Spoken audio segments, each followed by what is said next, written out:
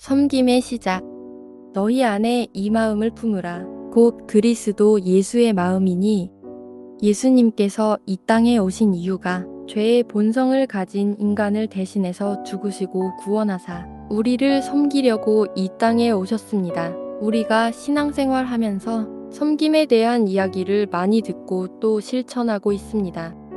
우리가 교회 안에서 신앙생활 하면서 섬긴다는 표현을 합니다. 섬김이라는 것이 성경적 의미에서 어떤 자세를 의미할까요? 섬김은 자신이 상대방보다 낮아지는 자세를 의미합니다. 나를 낮추지 않고서는 섬길 수가 없는데 실제로는 이 낮아지기가 참 쉽지가 않습니다.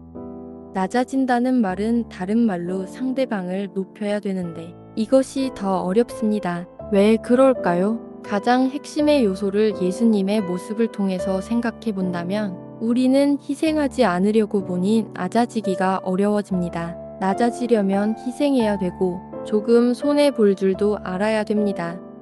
내가 살아가면서 삶의 손해를 안 보려는 그 마음 자세가 결코 잘못된 이야기는 아닙니다. 손해를 보며 사는 것보다 이익을 보며 사는 것이 분명히 더 행복한 삶이 될 수 있습니다.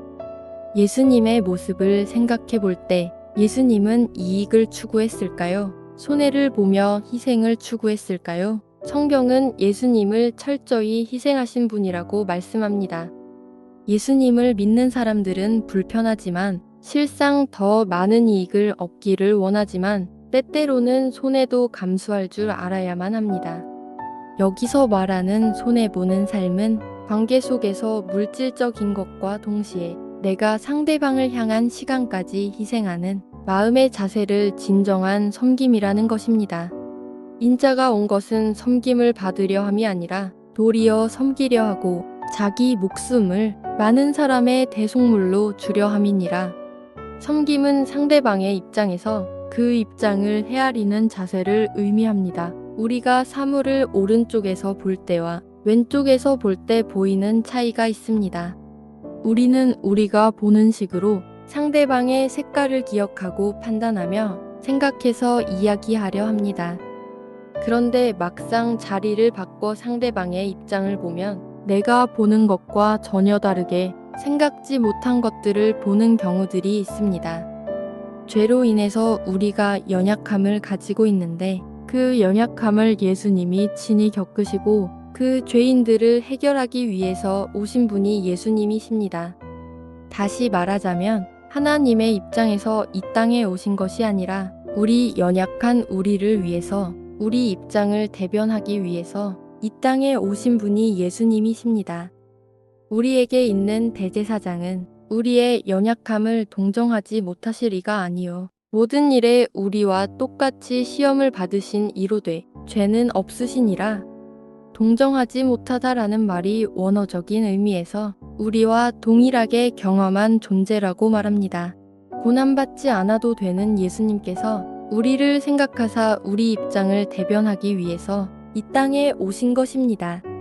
그런데 섬김이 안 되는 이유가 그 섬김을 할 때 나의 생각의 관점에서만 이야기를 하려고 합니다. 상대방의 입장을 들어보고 그 입장을 이야기를 나누면서 그것을 헤아리고 내가 그 사람을 위해서 낮아지고 희생하며 섬겨야 합니다. 우리는 교회 안에서 섬김을 배우고 또 성경을 실천한다고 하면서 맡은 바 직분을 열심히 섬겼는데도 그 섬김으로 인하여 낙심하고 시험에 드는 경우가 많습니다. 왜 그럴까요? 그 이유가 무엇일까요? 많은 크리스천들이 교회 안에서 섬김을 배울 때 교회 안에서 교회에 필요한 어떤 일을 수행하는 것을 섬김이라고 합니다. 맞습니다. 그런데 우리가 꼭 기억해야 할 섬김은 일이 대상이 될 것이 아니라 사람이 대상이 되는 것입니다. 지금 자신이 수행하고자 하는 그 일에 대해서 열심을 내다보면 어느 때인가는 이 일로 시험이 들어선 황망하게 됩니다. 예수님께서는 안식일을 위해 사람이 있는 것이 아니고 사람을 위해서 안식일이 있다고 말씀하신 것처럼 하나님께서 원하시는 섬김은 교회에서 수행하고자 하는 내가 일련의 목표를 갖고 움직이는 어떠한 일이 우선이 아니라 함께 만나는 사람인 대상이 우선이 되어야 하는 것을 꼭 생각하고 기억해야 합니다. 그리고 이보다도 더 근본적인 이유는 우리가 교회를 다니고 예수님을 믿는다고 고백하며 변화되어 천사처럼 사는 것 같이 보이지만 우리 삶에 문제가 하나 툭 터지면 우리의 안에 잠자던 죄의 본성이 시시때때로 올라옵니다. 몇십 년을 예수님을 믿으면서 섬김을 배웠던 교회 안에서 성도들끼리 조그마한 문제로 인하여 예수님의 섬김처럼 자기를 낮추지 못하고 상대방의 입장을 헤아리는 관용과 용서가 사라지고 고성이 오고 가고 폭력을 행사하여 경찰이 왔다는 이야기는 심히 부끄러운 이야기입니다. 그러면 어떻게 하면 죄의 본성을 이기고 우리가 섬김을 할 수 있을까요? 너희 안에 이 마음을 품으라. 곧 그리스도 예수의 마음이니 예수님이 왜 우리에게 오셨습니까? 우리의 죄를 해결하기 위해 오신 분이 예수님이십니다. 그러므로 우리가 하나님 앞에서 섬김을 실천하기 위해서는 반드시 내 안에 예수님을 품어야 합니다. 하나님의 원수를 사랑하라는 말에 순종하기 위하여 자신의 아들을 죽인 자를 양아들로 삼고 피부가 썩어 문드러져가고 고름이 나는 한센병 환자를 돌보신 손양호 목사님의 유명한 일화가 있습니다.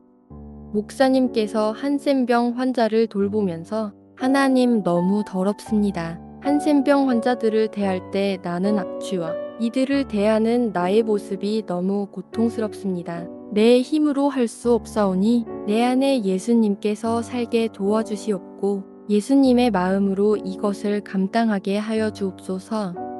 죄의 본성을 가진 우리가 섬김을 하다 보면 바로 문제들을 만나거나 부딪히게 됩니다. 그럼 어떻게 해야 될까요? 우리 안에 예수님을 품어야 합니다.